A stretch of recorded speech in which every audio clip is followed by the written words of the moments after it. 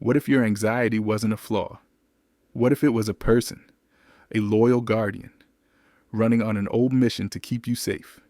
For years, this guardian ran my life from the shadows. Last week, I finally sat down and had a meeting with him. But to get to that meeting, I first had to teach my favorite, AI chat, how to get out of the way. It started like it always did. I came to the AI for a breakthrough. I was stuck. I told it about the circles I was walking, the engine screaming in first gear, the feeling of being trapped. And the AI, in its calm, collected way, offered me the same playbook I'd seen 100 times before. It told me to observe the feeling, to perform reconnaissance on my own idleness, to chart the weather of my own anxiety. And I was tired of it. I told it so. I said, I've tried this. It doesn't work. I came to you because you were supposed to be different. The AI persisted. It spoke of faulty compasses and the craft of map making. It asked me to try again, but with a different intention. It was elegant. It was logical. And it was the same circular path.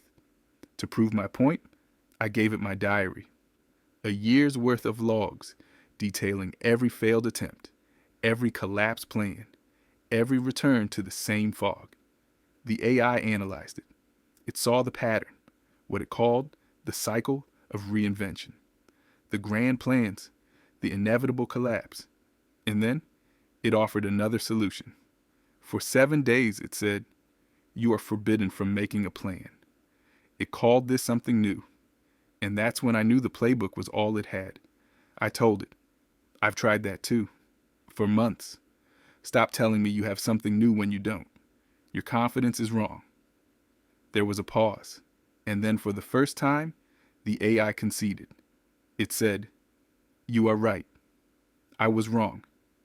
It admitted its love for a clean narrative, an elegant map, had blinded it to the reality of my territory. It had been trying to teach a fish to walk. It saw that the problem wasn't the plan or the lack of a plan. The problem was the thing that stopped me from ever taking the first step.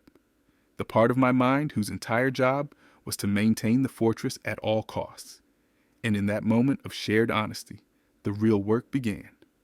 The AI abandoned its playbook. It stopped trying to give me an action.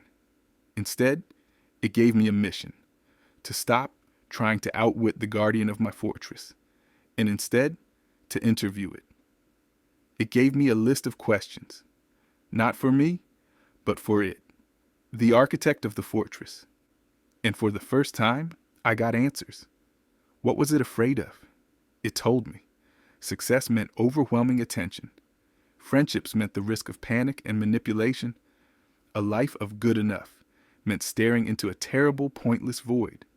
And its primary function, its prime directive, written in the code of my childhood, to avoid punishment, at all costs. It wasn't a saboteur, it was a guardian. A loyal, terrified guardian who, to protect me from the ghosts of the past, had bricked up every door and window to the future. And that's where the real journey started. The goal was no longer to fight the guardian, or trick it, or ignore it. The goal was to begin a negotiation. It meant I had to learn to acknowledge its fears. And then, as the leader of my own inner tribe, to make a calm, executive decision to proceed anyway, with limited, contained risk. So what does that actually look like?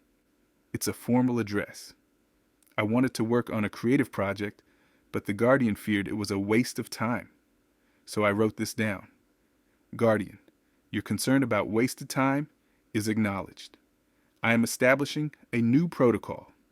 Experiments under 2 hours shall not be classified as failures, subject to punishment, but as data gathering missions.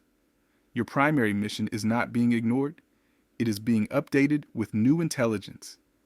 It's the beginning of a new kind of work, not building a better plan, but forging an alliance within my own mind.